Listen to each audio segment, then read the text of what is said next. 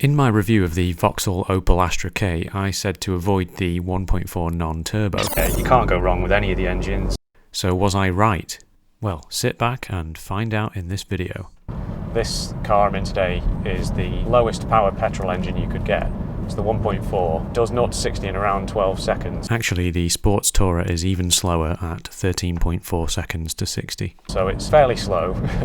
It's nothing like the 1.6. The thing to remember is that this Astra K is a lot lighter than the J. It doesn't push you back in the seat. You can't feel it.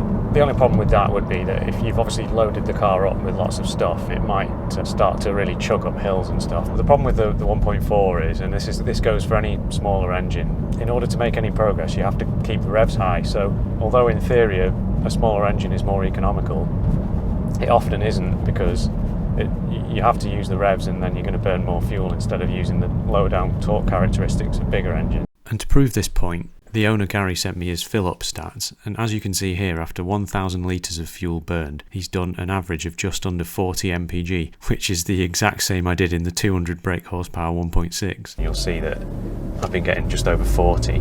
Funnily enough, the engine sounds exactly like the other engines, the 1.6 and so on. It sounds the same, it just has no power, which is to say that it's quite muted. It's it doesn't sound bad or anything, but it's just quite quiet, which is good. It's a generally quite relaxing car to drive. Of course, another advantage of the 1.4 is the lower insurance, so that's something to consider. It's quite cheap to insure. And there is one more advantage of the 1.4 as well, non-turbo. There's less complication.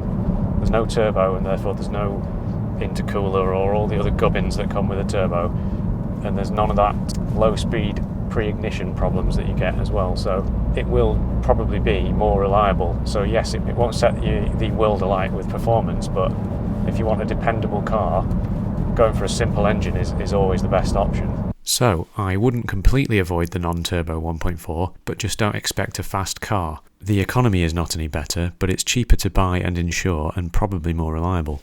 Click here for more Astra videos, and I'll see you in the next one.